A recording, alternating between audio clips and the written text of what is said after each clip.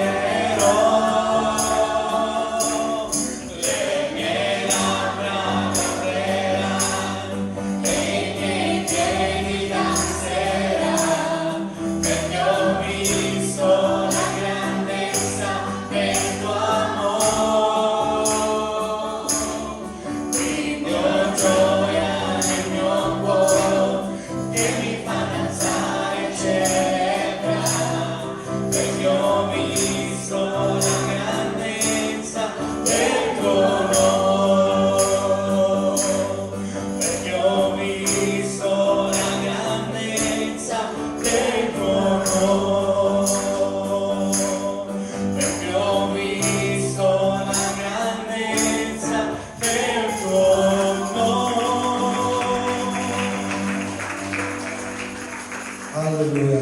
Sì, Signore, abbiamo visto la grandezza del tuo nome, quel nome meraviglioso che è al di sopra di ogni altro nome. E noi siamo qui ancora in questa sera, Signore, per lodarti, per innalzarti, per ringraziarti, Signore, per tutto ciò che tu hai fatto per le nostre vite e continuerai a fare. Ecco, Dio è la mia salvezza. Io avrò fiducia e non avrò paura, perché l'Eterno, sì, l'Eterno è la mia forza e il mio cantico, ed è stata la mia salvezza. Voi attingerete con gioia alle acque delle fonti della salvezza. E in quel giorno direte: celebrate l'Eterno, invocate il suo nome, fate conoscere le sue opere tra i popoli, proclamate che il suo nome è eccelso. Cantate lode all'Eterno, perché ha fatto cose grandiose. Questo sia noto in tutta la terra.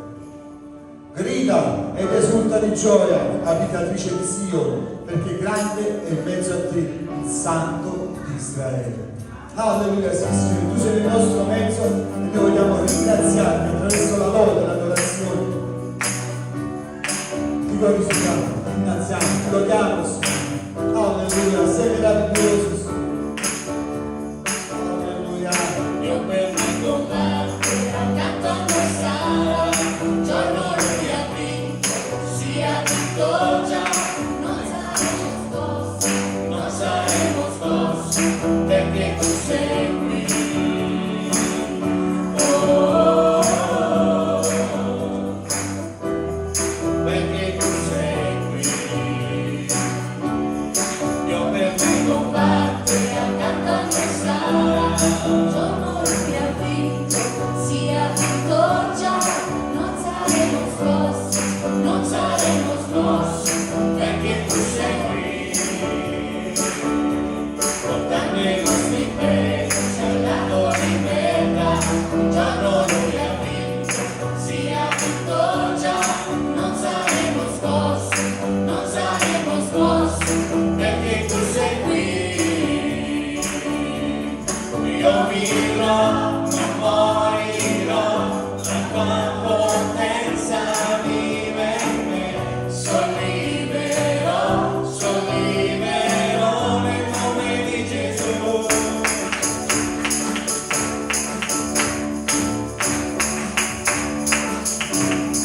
Io vivrò, non morirò, ti loderò e dichiarerò che vivi in me, guarito sono nel nome di Gesù.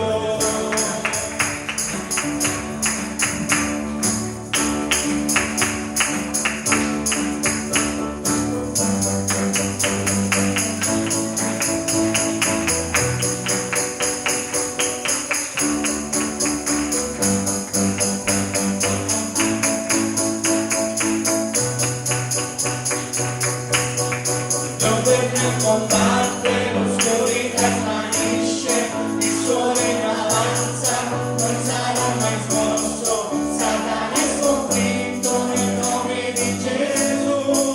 La Chiesa griderà, Chiesa, io per te combatte, il sole in avanza, non sarà mai smosso, Satana è sconfitto nel nome di Gesù.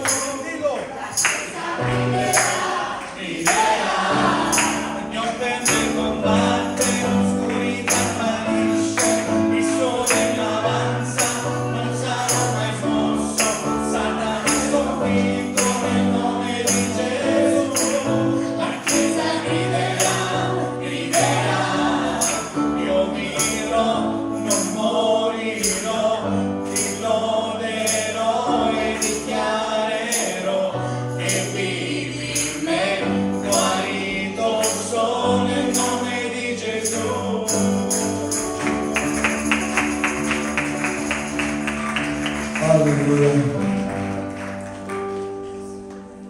La mia voce si eleva a Dio e grido.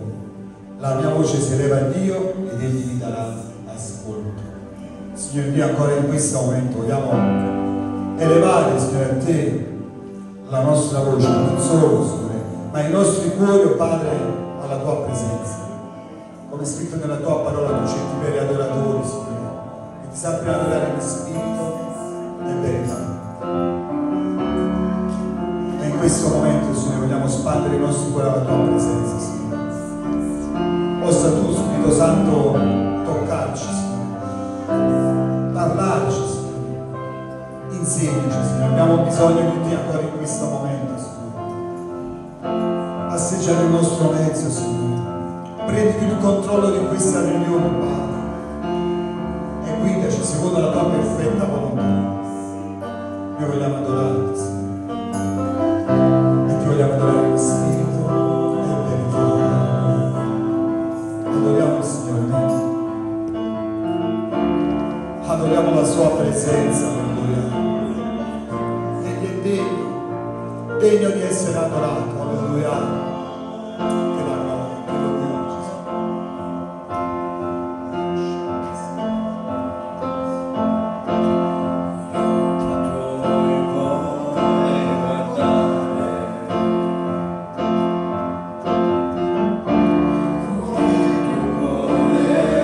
sempre amare. L'anima mia in te volgo,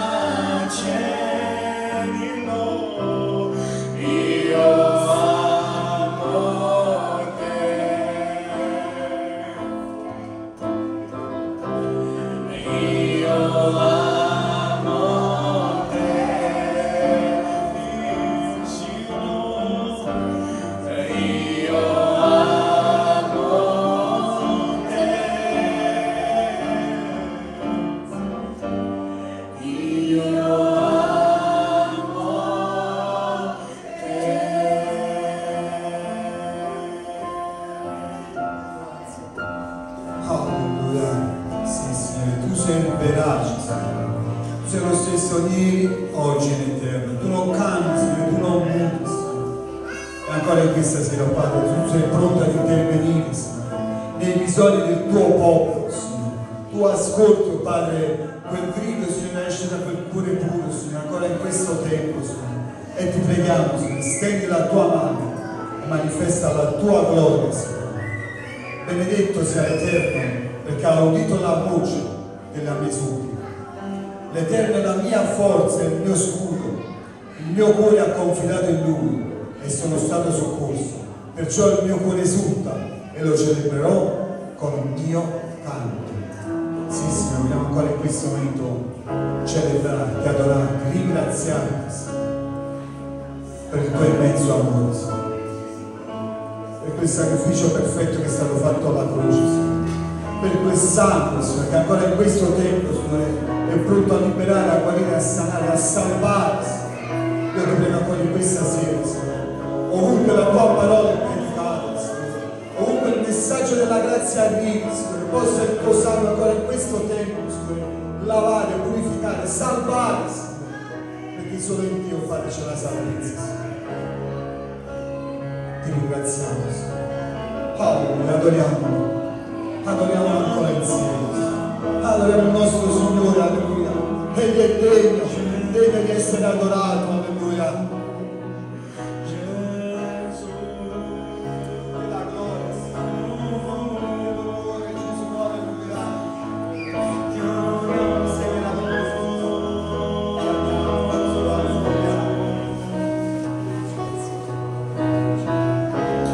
Proprio quando sono qui con te, tu vinci per me le mie battaglie. Proprio quando sono qui con te, tu vinci per me le mie infermità.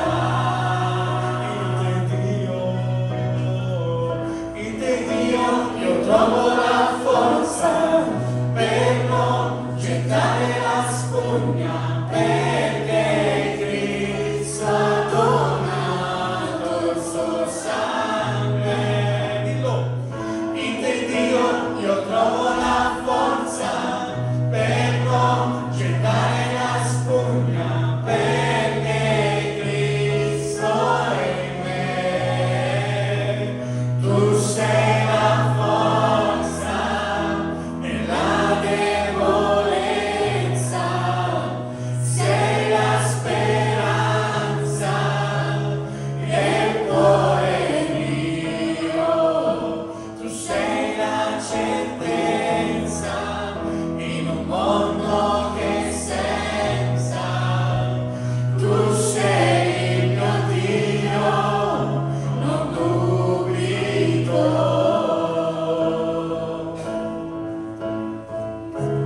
Proprio quando sono qui con te, tu vinci per me le mie battaglie.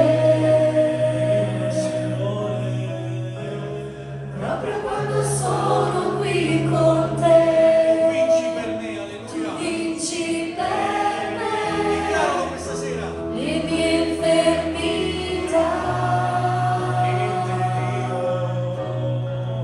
In te Dio, io trovo la forza per non gettare la spugna, perché Cristo ha donato il suo sangue. In te Dio, io trovo la forza per non gettare la spugna, perché Cristo è in me. Tu sei la forza nella debolezza, Sei la speranza, alleluia. sei la speranza Del cuore mio. del cuore mio, sei la certezza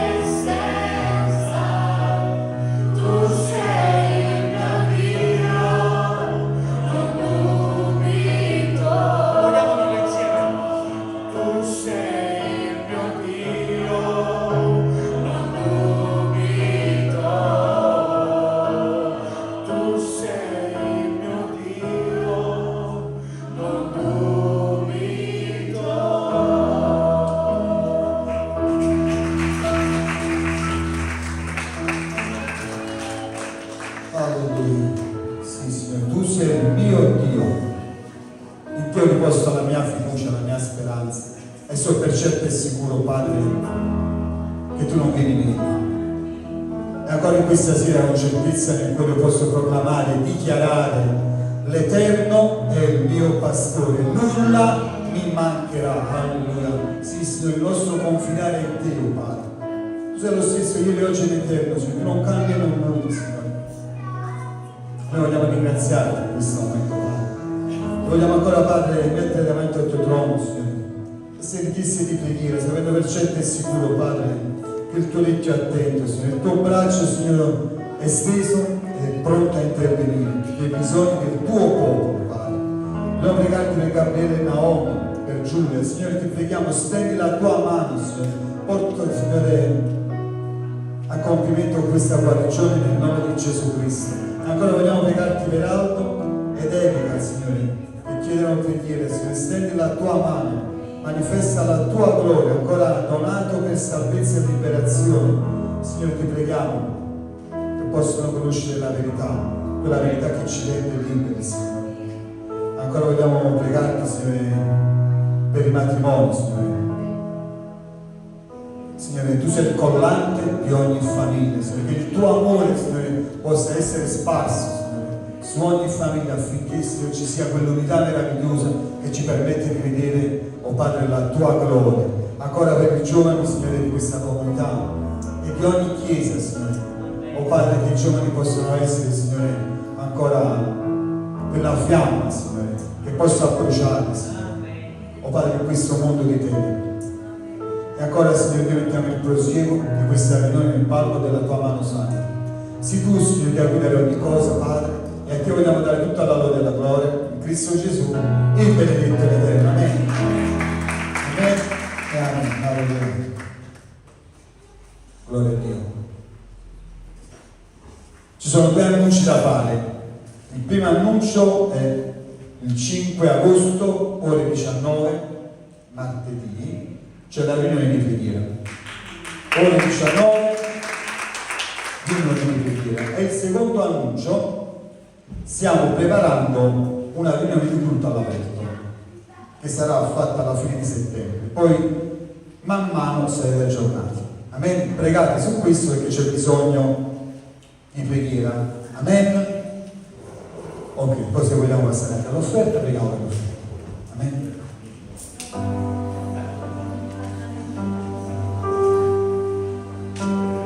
Alleluia. Signore, dia ancora in questo momento veniamo a te con tutto il nostro cuore, Signore. Vogliamo dare a te questo offerto, Padre, e vogliamo donare per l'avanzamento del tuo regno, Signore. Che tu possa venire ancora ogni donato dall'Allegro questa sera. Benedici il tuo popolo, la tua eredità. Prenditi cura, Signore, di chi è nel bisogno. Ancora voglio pregarti per la tua santa e meravigliosa parola, Signore. Ungi le labbra del tuo servo, Signore, e che i nostri cuori si aprano, Signore, affinché possano ricevere questo messaggio e scendere dal cielo, Padre. E a te, Signore, diamo tutta la lode e la gloria in Cristo Gesù, il benedetto ed eterno. Amen. Alleluia.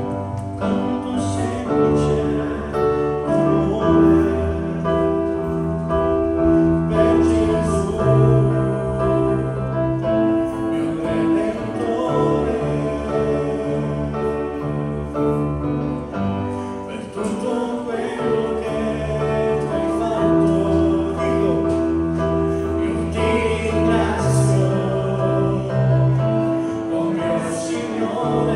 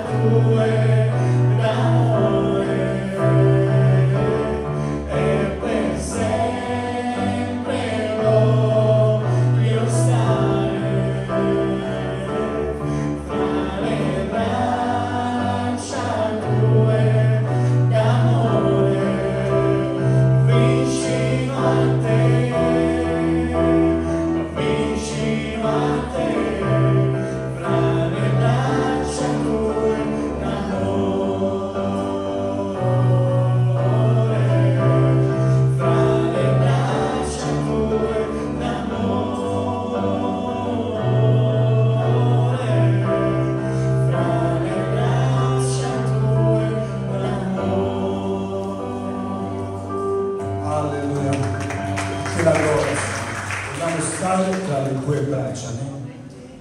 Vogliamo ascoltare ciò che abbiamo messo nel cuore del suo servo ancora questa sera.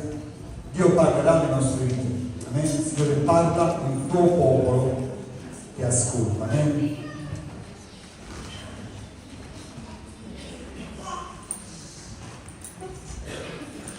Pace a tutti, con voi intanto noi ci siamo salutati, è doveroso.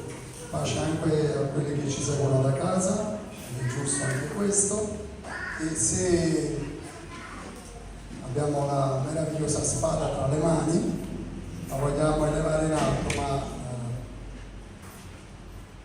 una parola che alcuni conoscono perché l'ho predicata sabato, anche se in modo molto sintetico a Pesco Pagano, però questa sera anche in questa parola che sarà quasi lo stesso, però voglio che il Signore metta nel vostro cuore un seme diverso dall'altra volta, anche se la parola è la stessa.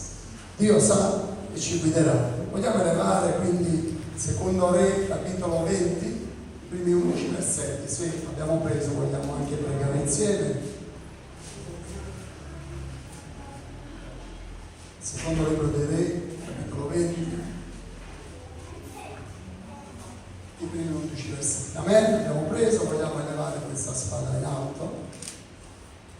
Caro Padre, ancora in questa sera ti siamo grati con tutto il cuore, ti siamo grati per questo giorno, papà, che ancora hai voluto donarci nella tua immensa grazia e misericordia, e ti siamo grati, papà, per come ancora siamo qui nella tua casa, in questo ambiente meraviglioso, perché c'è la tua meravigliosa presenza.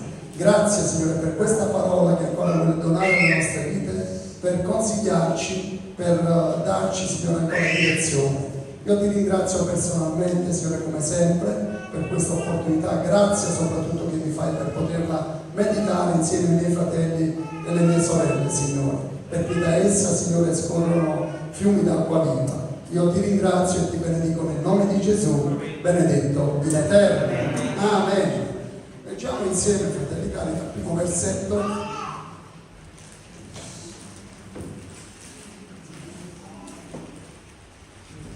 Dice così questa parola: in quei giorni Ezechia si ammalò mortalmente. Allora il profeta Isaia, figlio di Amoz, si recò da lui e gli disse: così parla l'Eterno, metti la tua casa in ordine perché morirai e non guarirai. Egli allora voltò la faccia verso la parete e pregò l'Eterno dicendo: ti supplico, Eterno, ricordati come ho camminato davanti a te con fedeltà e con cuore integro, e ho fatto ciò che è bene ai tuoi occhi. Poi Ezechia scoppiò in un gran pianto. Isaia non era ancora giunto al cortile centrale che la parola dell'Eterno gli fu rivolta dicendo: torna indietro e di Ezechia, principe del mio popolo, così parla l'Eterno, il Dio di Davide tuo padre. Ho udito la tua preghiera, ho visto le tue lacrime, ecco, io ti guarisco nel terzo giorno, salirai alla casa dell'Eterno.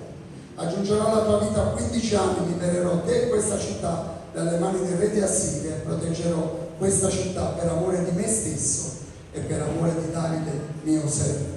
Poi Isaia disse: prendete un impiastro di figli, così essi lo presero, lo applicarono sull'ulcere e il re guarì. Ora Ezechia disse a Isaia: qual è il segno che l'Eterno mi guarirà e che nel terzo giorno salirò alla casa dell'Eterno? Isaia allora gli rispose: questo è per te il segno da parte dell'Eterno, che l'Eterno adempirà le cose che ha detto. Vuoi che l'ombra avanzi di 10 gradini oppure retroceda di 10 gradini? Ezechia rispose: è facile che l'ombra avanza di 10 gradini.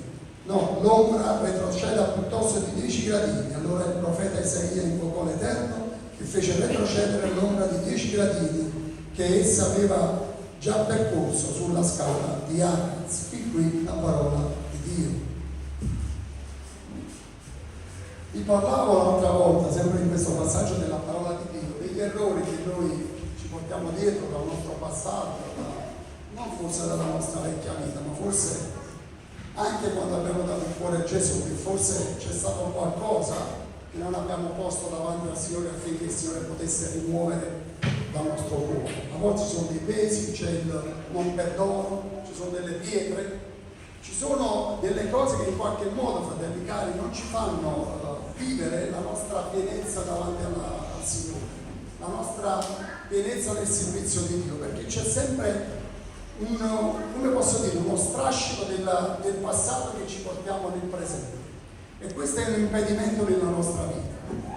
Questo è per sommi capi quello che il Signore metteva nel mio cuore l'altra volta, anche se è la stessa parola, perché vi parlerò sempre di Ezechia, vi parlerò sempre della stessa malattia, ma vi voglio parlare di un altro aspetto.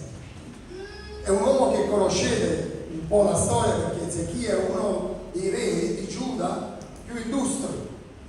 Chi conosce un po' la storia di questo re ha avuto perfino il coraggio, ed è scritto in Seconda Re, capitolo 18, versetto 4, ha avuto perfino il coraggio di distruggere il serpente di rame che Mosè a suo tempo aveva eretto affinché il popolo di Israele fosse guarito, liberato dai serpenti che erano in mezzo all'accampamento. Io non so chi si ricorda questa storia. Per la disubbidienza del popolo il Signore manda dei serpenti in questo accampamento, dice il Signore a Mosè invoca l'Eterno, e il Signore dice a Mosè di fare questo serpente di rame, di alzarlo su un'asta, affinché ognuno che è morso da un serpente e guardi quel serpente posta su quel serpente di rame posta su quell'asta sarà guarito.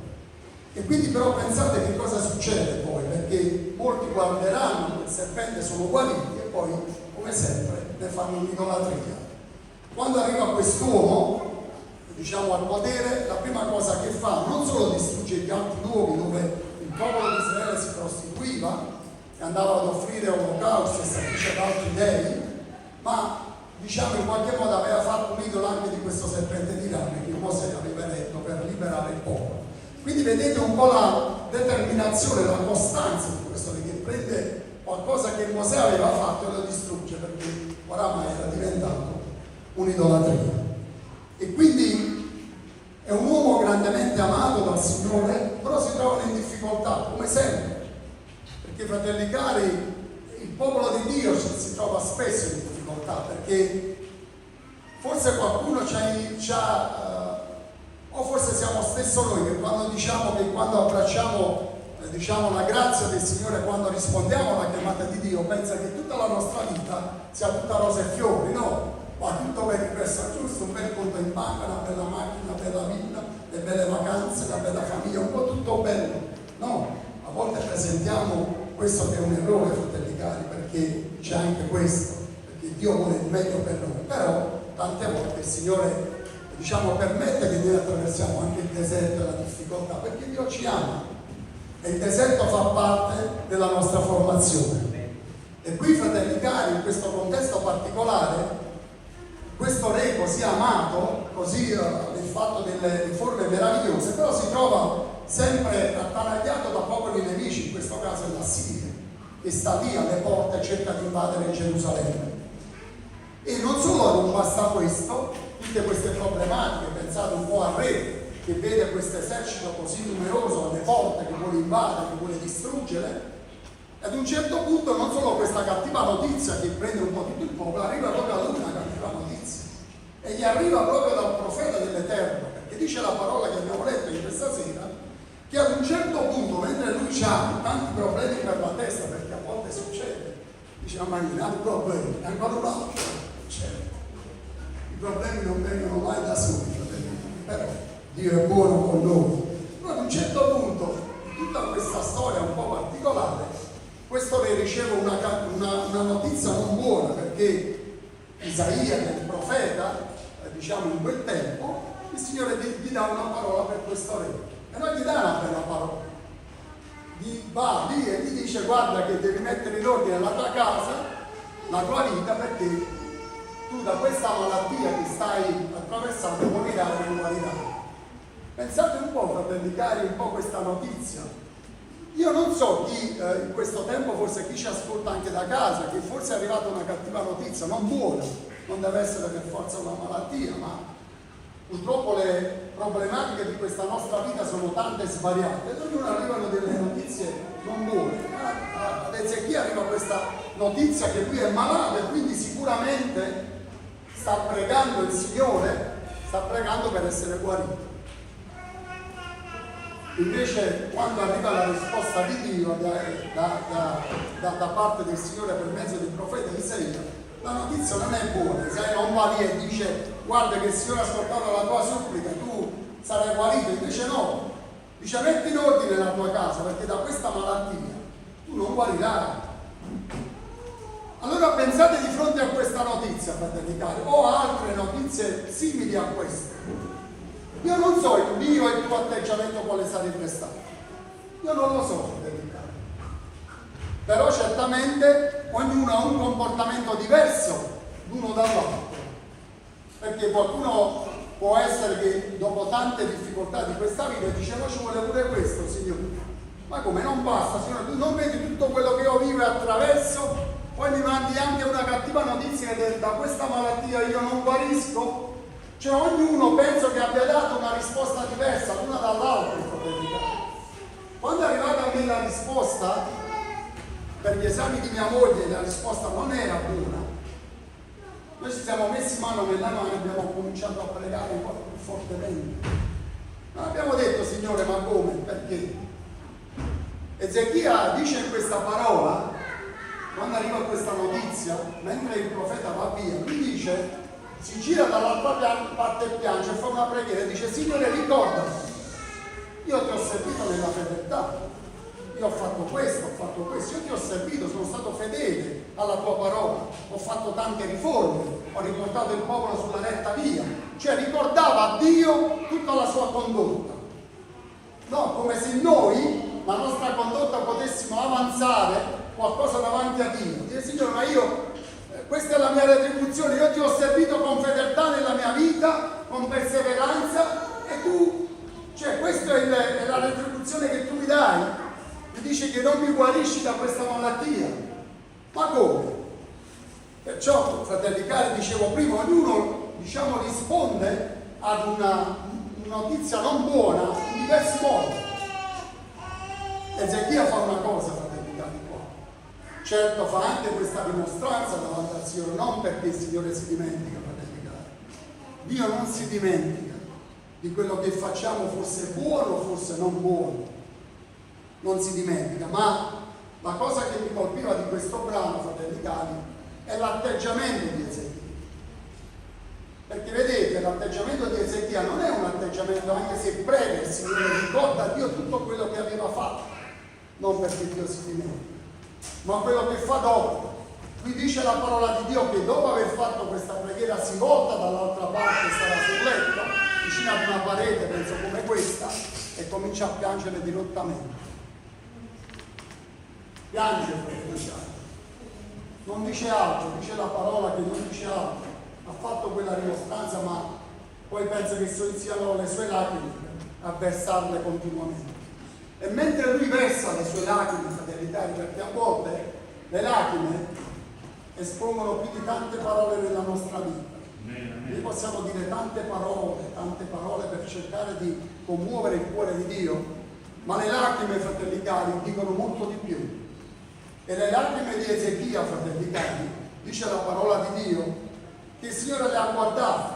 Io anche l'altra volta vi parlai di lacrime, ma il Signore ha guardato questo suo servo che ha cominciato a piangere in modo dirotto, forse non si è fermato più. Al che, dice la parola di Dio, di fronte a questo comportamento, a questa risposta, il Signore richiama il suo servo mentre Isaia sta andando via, gli ha dato il verdetto, sta andando via, ha fatto il suo, ha portato la sua notizia da parte di Dio e sta andando via, sta tornando a casa. Ma vedete, fratelli cari, il Signore richiama di nuovo Isaia. Dice vai di nuovo dal mio principe, adesso lo chiamo principe. Vai dal mio principe e di che da qui a 3 giorni io lo guarirò. Fratelli cari, non c'è bisogno di tante parole a volte davanti a Dio. Io non so che cosa è successo nella vita di quest'uomo, me la sono chiesto in questi giorni, ho cercato di pregare, di capire, di comprendere, perché il Signore gli ha detto in primis metti in ordine la tua casa, e il Signore, fratelli cari, dice di mettere in ordine la nostra casa in primis. Sicuramente dopo aver fatto tanto quest'uomo di Dio forse c'era qualcosa in disordine, non nella sua casa, ma nel suo cuore.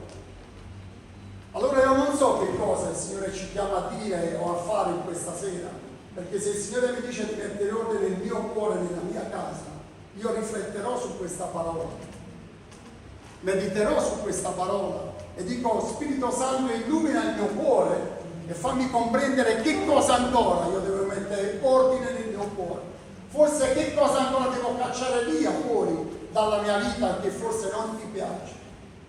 Fratelli cari, le lacrime, come in questo momento di questo servo dell'Eterno, mi ricordavano un po' le lacrime di Pietro, e quando è stato ripreso dalla parola di Dio, dallo sguardo, ma quello sguardo ricordava le parole di Gesù, del rinnegamento, non sono servite tante parole, fratelli cari. Le lacrime di Pietro hanno toccato il cuore di Gesù, e le lacrime di Ezechia, fratelli cari, hanno toccato il cuore di Dio. A volte non servono un elenco di parole numerose.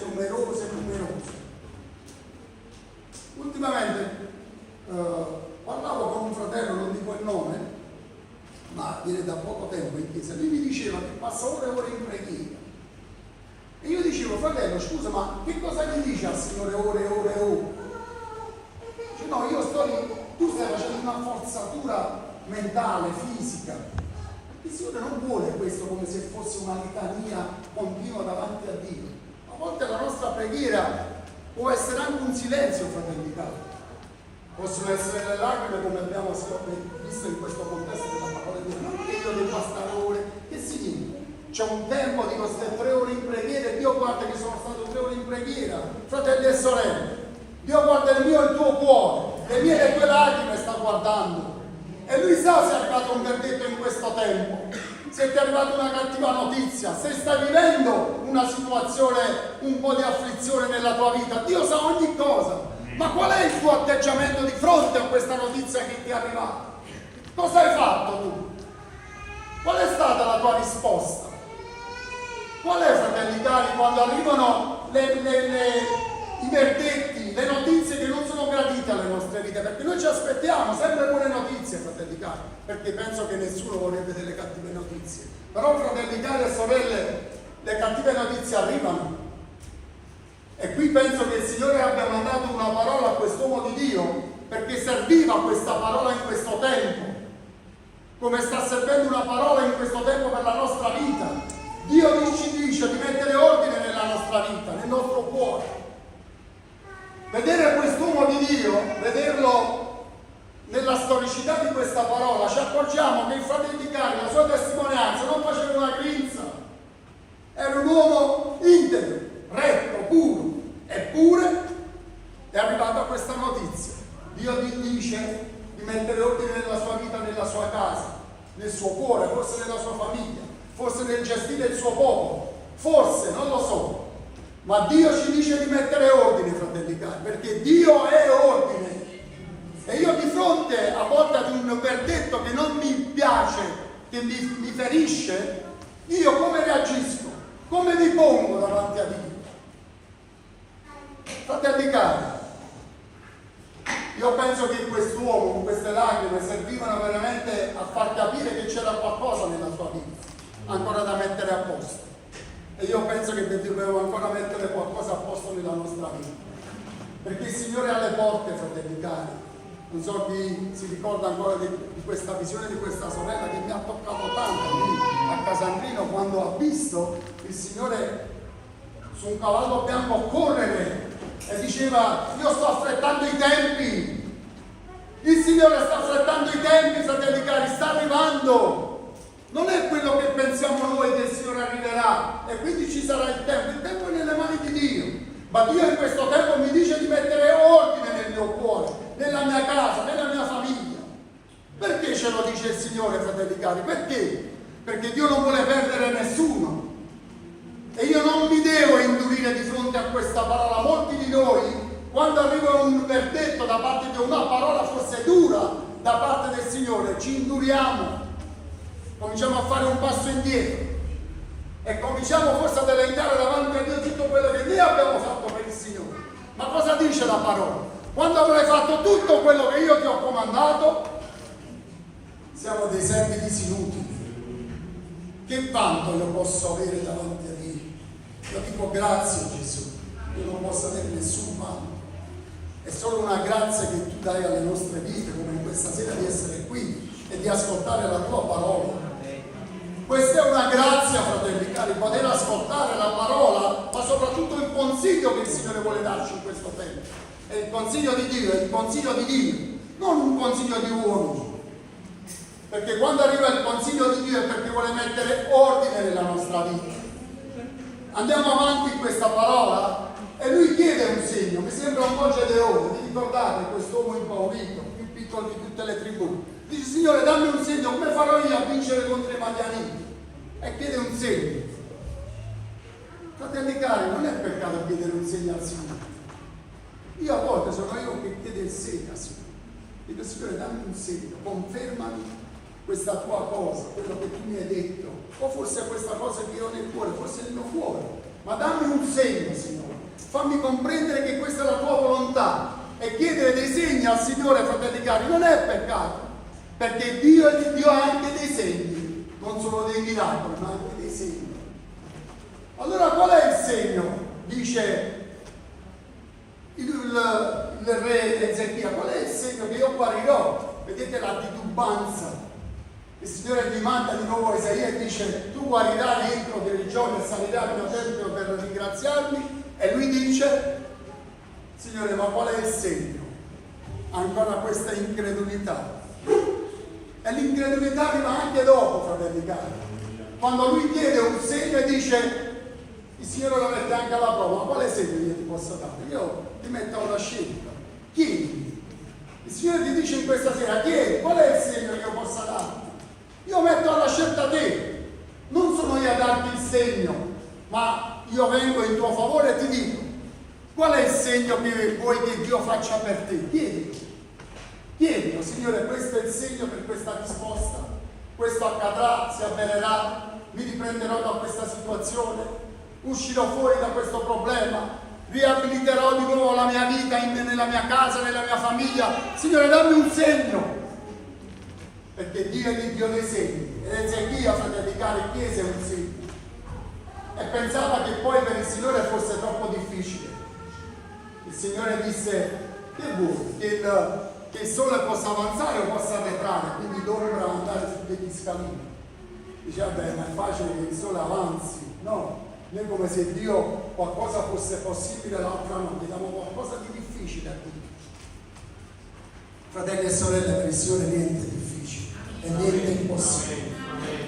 E qui, fratelli cari, disse, è facile che il sole avanzi sui gradini, perché il suo corso è quello, ma io voglio che il sole retroceda. E Isaia, l'uomo di Dio, pregò la preghiera, pregò il Signore di ascolta a quest'uomo e fece retrocedere di 5 ore, 10 su 10 gradini, arretrare l'ombra, quindi di 5 ore fece di nuovo arretrare il sole, non il sole, quindi la terra, perché sapete che è la terra che gira intorno al sole. E allora quest'uomo di Dio, fratelli cari, chiede questo segno, chiede che il sole arretri, cioè che vada indietro nella sua vita. E io, come vi dicevo prima, fratelli cari, io penso che Ezechia abbia qualcosa nel suo passato che si portava dietro, si portava dentro, nel suo passato.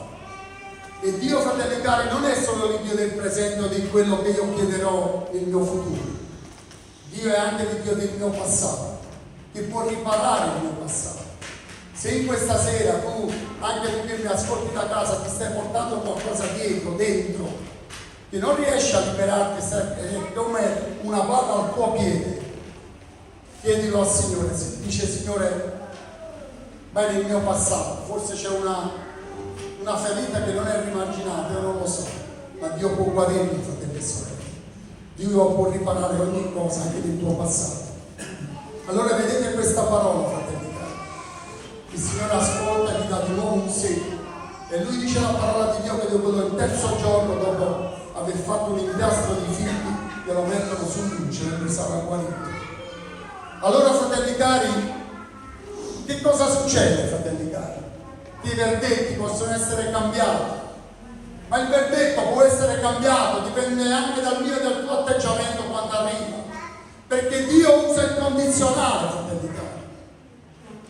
Io scorrevo un po' la parola di Dio in questi giorni e mi ricordavo di uomini di Dio, anche di Geremia, anche di Giona, che il Signore diceva: vai a Ninive, predica l'Evangelo, perché io da qui a 40 giorni distruggerò questa città. Geremia parlava delle stesse cose verso le altre nazioni.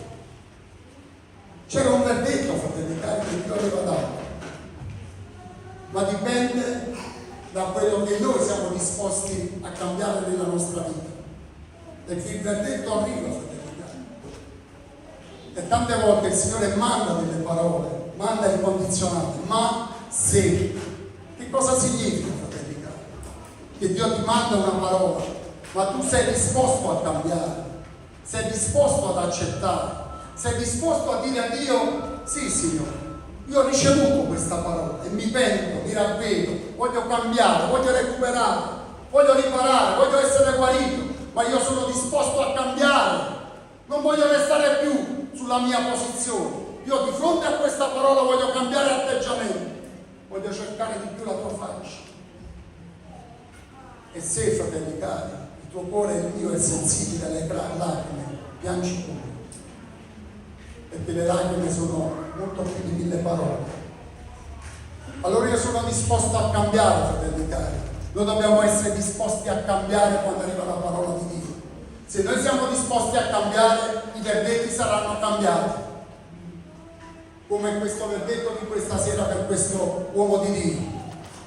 Io sono disposto a cambiare, non devono cambiare gli altri, fratelli cari. Tante volte noi preghiamo e preghiamo a Dio in una situazione particolare, diciamo: Signore, cambia il mio fratello, cambia la mia sorella, cambia mia moglie, cambia mio figlio. No, Signore, cambia me, perché forse questa situazione, se non si raddrizza, se non prende la sua piega, Signore, perché forse il problema sono io sto guardando oltre. Sto guardando oltre l'assedio di questa città di Gerusalemme, fratelli cari. Ezechia stava guardando questo, forse l'assedio di quella città contro i suoi nemici, ma non stava guardando di mettere ordine nel suo cuore. Allora dice la parola di Dio, se continuiamo a leggere questa parola, dice il Signore: non solo io cambio il verdetto e ti guarisco, ma libererò anche questa città dal re d'Assiria.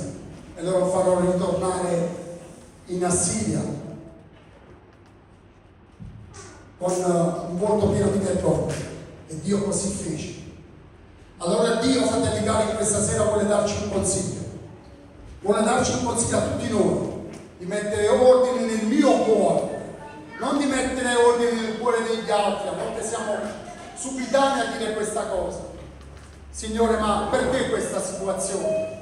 Signore, ma non vedi forse questa persona che fa, l'altro che cosa combina, e tutti contro di me? E facciamo quasi il piagnisteo davanti a Dio. Invece no, fratelli cari. Quando attraversiamo momenti difficili, particolari, o notizie che non sembrano buone, noi dobbiamo andare ai piedi di Gesù e dire: Signore, aiutami. Qual è, Signore? Che cosa vuoi insegnarmi in questo tempo? Che cosa devo mettere ordine nel mio cuore? Che cosa devo togliere ancora? Che forse mi sto portando dietro da anni. E io penso che il problema siano gli altri. Il problema sono io. E io dico con grande sincerità ed onestà ed umiltà: Signore, cambia me. Io non voglio che cambi i miei fratelli, che Dio mi cambi, a Dio sia la gloria, ma io voglio dire: Signore, cambia me in questa sera. Io voglio mettere ordine ancora di più nella mia vita, Signore, lo dico con onestà, senza falsa umiltà, fratelli cari, perché Dio è il nostro Padre. Che cosa c'è, Signore, che ancora devo mettere ordine affinché tu possa cambiare questa situazione, la possa trasformare, possa cambiare questo verdetto di morte in verdetto di vita? Non ti indurire di fronte alla parola di Dio, ma ricevila, mettila nel tuo cuore, perché Dio ci ama, fratelli cari. Dio ci ama, e quando ci parla è perché Lui vuole correggerci, come dice la parola: egli vi prende e corregge coloro che ama. E io mi sento amato da Dio quando Lui mi riprende, non quando mi accarezza solamente, ma quando mi riprende, perché dico papà, mi guarda, mi osserva e non permette che io possa sbagliare. Mi ama papà, non vuole che io cada, che io pecchi, che io lo offenda, ma lui mi riprende proprio come un padre fa con i suoi figli. Questa è l'attitudine, fratelli cari, che noi dobbiamo avere con il nostro papà. Come quest'uomo non si è indurito, ha accettato la parola di Dio, ha pianto davanti a Dio e quelle lacrime hanno detto tutto, hanno toccato il cuore di Dio. E questa sera tu puoi toccare il cuore di Dio e cambiare il verdetto che è sulla tua vita, una situazione che è nella tua casa, una situazione che è nella tua famiglia. Il Signore la può cambiare in un attimo, quando vedrai il tuo atteggiamento di fronte a questa parola che cambierà, che non si indurirà, che non replicherà il Signore a dire Signore ancora questo, Signore ancora questo. No. Signore, grazie perché tu mi ami. Ed è scritto, fratelli cari, in Isaia, capitolo, proprio perché vi parlavo di Isaia, questo profeta che è stato mandato dal Signore, questo uomo di Dio, proprio nel primo capitolo, al versetto 18, dice così: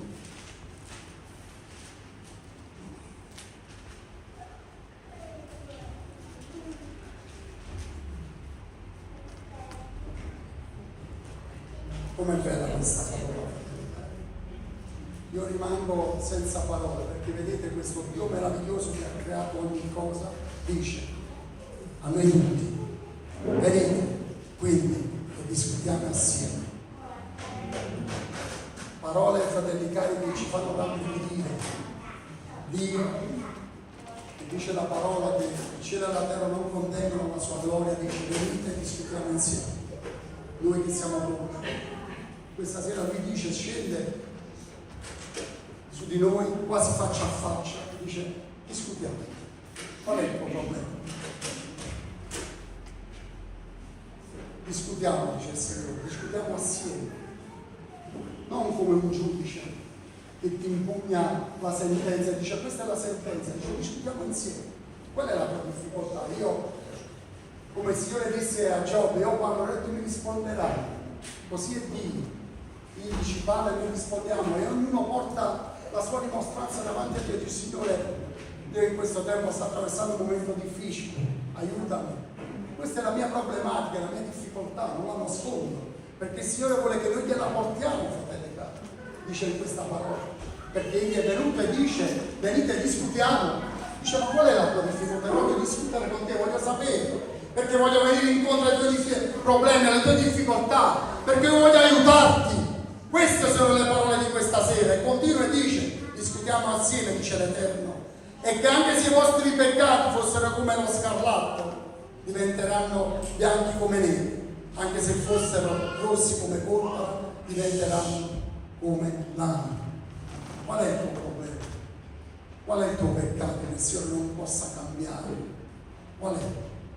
Perché ti stai facendo affossare da questo forse peccato che ancora c'è nella tua vita, ma il Signore in questa sera ti sta facendo un invito e dice ma anche se il tuo peccato fosse così brutto, così rosso, così nero, così negativo, così forte, lui dice vieni, discutiamo, non ti preoccupare, perché ho la potenza, la capacità nel sangue di Gesù di cambiare, di lavare e di renderti queste vesti bianchi, più bianche di un lavandaio. Questo è il Signore, fratelli cari. Allora in questa sera il Signore ci dice una cosa, ci dice per correggere e mettere ordine, ma ci dice anche di discutere insieme e di non indurire il cuore quando riceviamo una parola, ma di discutere, di portare la mia dimostranza, la mia difficoltà, il mio problema, di non nasconderlo. Dire Signore, io voglio aprire tutto il mio cuore a te in questa sera, ti voglio dire le mie difficoltà che vivo, le mie necessità che occorrono, la mia problematica nella mia casa, la mia difficoltà nella mia famiglia, la mia difficoltà economica, il mio peccato che mi sta attanagliando. Signore, io voglio discutere con te, ma voglio che tu mi liberi in questa sera, perché ho letto in questa sera che tu mi inviti e mi dici vieni, discutiamo. Io voglio interagire con te, voglio liberarti, voglio guarirti. Qual è il tuo problema in questa sera? Che cosa il Signore non può cambiare nella tua vita? Stai facendo un Dio troppo piccolo. Ezechia disse: no, è meglio che l'ombra avanzi, ti chiedo una cosa difficile, Signore. Ma che cosa è difficile per il nostro Dio meraviglioso? Niente. Allora chiedi al Signore in questa sera, non nascondere più nulla. Perché se il Signore ci ha detto di mettere ordine, mettiamo ordine. E uno possa mettere ordine e mettere davanti a Dio in questa sera ciò che sta attraversando il vento, la sua difficoltà, la sua problematica, con un cuore arreso, sincero, umiliato. Il Signore ci ha invitati ancora in questa sera ad andare a Lui a discutere. Discutiamo proprio come discutono due persone. Questo è il rapporto che bisogna avere con Dio, fratelli e sorelle. Discutere proprio come due persone, testa a testa, faccia a faccia, e discutere e dire quello che gli abbiamo dentro, quello che stiamo vivendo, quello che stiamo attraversando. Lui le sa queste cose, fratelli cari, ma Egli vuole che noi gliele diciamo. Questa è la verità. Che gliele diciamo: Signore, io ho questo problema, ho questa difficoltà. E il Signore ci dice in questa sera: vieni, discutiamo, perché anche se i tuoi peccati fossero come lo scarlatto, diventeranno bianchi come neve. Questo è quello che ti dice il Signore. Non ti ha giudicato, ha cambiato il verdetto che era sulla nostra vita, un verdetto di morte e un verdetto di vita attraverso il sangue di Gesù. Allora in questa sera discutiamo insieme. Porta la tua difficoltà, il tuo problema al Signore. Non ti irrigidire. Fai come ha fatto Ezechia. Non ha detto tante parole, ma sono state le sue lacrime a convincere il cuore dell'Eterno. Allora in questa sera che il nostro cuore possa ancora, fratelli cari, avere un atteggiamento diverso e che il nostro cuore veramente si possa sciogliere di fronte a questa parola, dire: Signore, fai tu, agisci tu, aiutami, liberami, guariscimi, cambia questa situazione nella mia casa e nella mia vita, perché tu mi hai detto di mettere ordine, voglio mettere ordine. Laddove sono in primis ad essere chiamato in causa, io voglio prendere la mia parte in questa sera. Tu hai chiamato me a mettere ordine, voglio mettere ordine nella mia casa e nel mio cuore, e il resto lo farai tu. E Dio lo farà, fratelli cari.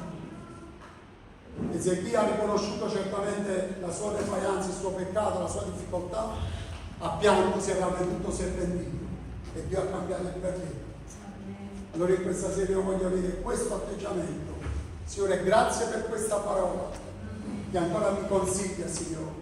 Mi consiglia di non indurire il mio cuore, ma di cambiare atteggiamento, perché so, Signore Dio, che tu vuoi mettere ordine nella mia vita, ma non solo nella mia vita, perché qui dice la parola di Dio che Lui ha dato, sì, 15 anni di vita in più ad Ezechia, ma dice che ha liberato anche tutto il popolo di Israele, la città di Gerusalemme, ma tutto il popolo di Israele dai nemici. E Dio ti libererà da tutti i tuoi nemici che ti stanno intorno. Non solo metterà ordine nella tua casa e nella tua famiglia, ma ti libererà da tutto ciò che ti sta circondando in questo tempo e ti sta opprimendo. Perché noi serviamo il Dio dei segni, dei miracoli e dei prodigi. Amen, alleluia. Allora, fratelli cari, vogliamo fare un canto, vogliamo alzarci in piedi, e che ognuno di fronte a questa parola possa avere un'attitudine diversa, rispondere in modo diverso l'uno dall'altro. Dio sa, poniti di fronte a questa parola come lo Spirito ti guiderà, perché il Signore vuole aiutarci ancora in questo tempo, vuole cambiare, vuole trasformare, vuole mettere ordine, vuole riformare, perché Egli ci ama di un amore grande. A te la gloria, Padre, grazie Signore, a te la gloria, Padre. Sei meraviglioso, Gesù. Grazie Signore, grazie. A te la gloria Gesù, a te la gloria. Vieni e discutiamo assieme, ti dice il Signore in questa sera, discuti con Lui, parlagli, non le solite preghiere schematiche, religiose, fatte di tante belle parole, lunghe parole. Questo lo facevano i farisei. Ci chiama a parlare, a discutere assieme con parole semplici, dettate dal cuore, Grazie Padre, grazie Gesù, sei meraviglioso, sei meraviglioso, sei meraviglioso Padre. E noi vogliamo darti ancora tutto l'onore e la gloria, vogliamo adorarti Papà, vogliamo adorarti ancora di tutto il nostro cuore, Signore. Allargare il nostro cuore in questa sera.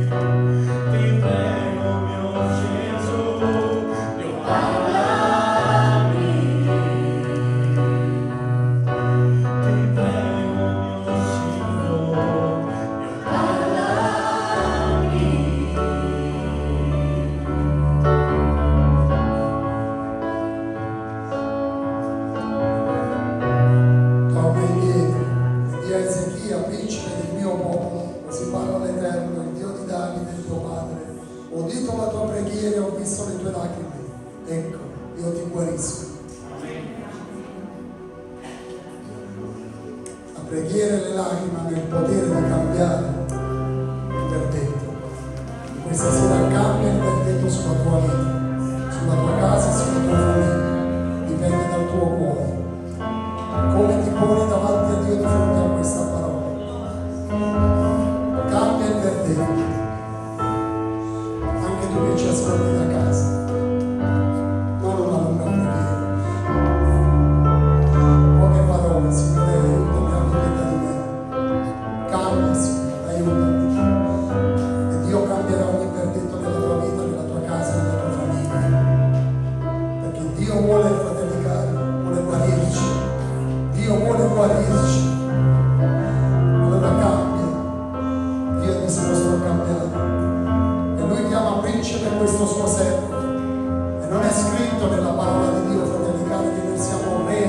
sacerdoti del suo regno. Allora quanto più Dio vuole guarirci e vuole liberarci da ogni verdetto che è arrivato sulla nostra vita. Vogliamo stare ancora alla presenza di Dio, vogliamo ancora pregare insieme, vogliamo adorare insieme il Signore la verità, perché forte è la sua meravigliosa presenza in questa sera, perché Egli ancora vuole operare in questa sera, vuole operare in mezzo al suo popolo, perché questo è l'Iddio del passato, sì, del presente, ma anche del futuro. E questa sera se siamo qui è perché in questa sera il Signore è presente per operare ancora. Lascialo operare nella tua vita, lascia che Egli ti guarisca, lascia che Egli ti liberi, lascia che il Signore possa fare un'opera meravigliosa. Dipende da te, dipende da noi. Grazie Gesù, alleluia.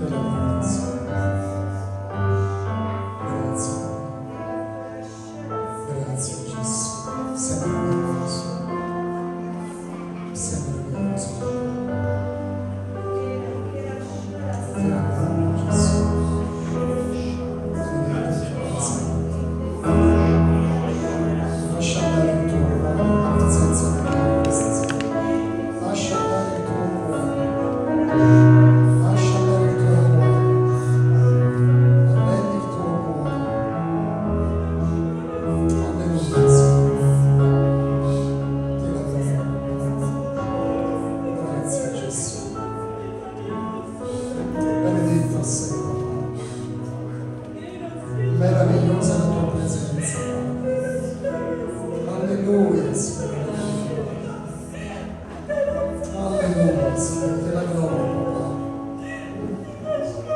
Te la gloria, Gesù. Grazie.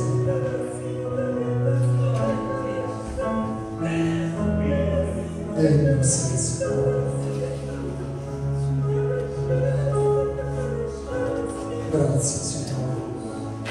Signore, noi vogliamo ancora pregare. Perché anche da casa, Signore, ci giungono richieste di preghiera e noi vogliamo ottemperare questa richiesta, Signore. Vogliamo Chiesa pregare per Anna Schilani, chiede preghiera per lei e la sua famiglia. Valeria chiede preghiera per essere liberata mentalmente. Anna per lei e la sua famiglia, e Roberto per pace. Si chiedeva anche di pregare per tutti i bambini del mondo. Io voglio aggiungere i bambini del mondo, le persone anziane, le vedove, i vedovi, le persone abbandonate, le persone che sono in casa di cura, negli ospedali, nelle carceri. Signore Dio, tutti in questi luoghi così di grande sofferenza, solitudine, di abbandono, Padre, noi vogliamo pregarti affinché la tua parola possa aggiungere, Signore, e portare refrigerio, Signore, portare consolazione, pace, guarigione, Signore. Così vogliamo ancora continuare a pregarti per il nostro fratello Camillo, per Gabriele, per Naomi, Signore. Noi vogliamo pregarti, Signore, come abbiamo letto in questa sera, in questa parola, Signore, che tu puoi cambiare, Signore, in un momento ogni verdetto sulla vita di ciascuno di noi. In questa sera, Signore, ti diciamo grazie, papà, perché tu hai cambiato il tuo verdetto sulle nostre vite, Signore. E ti diciamo grazie, papà, con tutto il cuore, Signore. Benedicici, Signore, aiutaci, guidaci, Signore. Ci affidiamo a te anche per questa serata, per questa notte che oramai è alle porte, Signore. Ti preghiamo di vegliare sulle nostre vite, papà, e che se domani ancora tu ce lo doni, Signore, noi vogliamo continuare a mettere ordine nella nostra vita, noi vogliamo continuare a discutere con te, sapendo, papà, di trovare un Padre, Signore, amorevole, Signore, un Padre che ci accarezza, che usa compassione e misericordia ancora verso di noi e ci dice vieni, discutiamo, parliamone. E anche se i nostri peccati sono rossi come lo scarlatto, il Signore, grazie papà, mi farà diventare come neve. Signore, grazie con tutto il cuore, ti chiediamo di accompagnarci alle nostre momentanee dimore, Signore, ringraziandoti papà per tutto quello che ci ha donato in quest'oggi, in questa sera, e per quello che hai ancora preparato per ciascuno di noi. Ti diciamo grazie di vero cuore in quell'unico nome, nel nome di Gesù, benedetto e benedetto.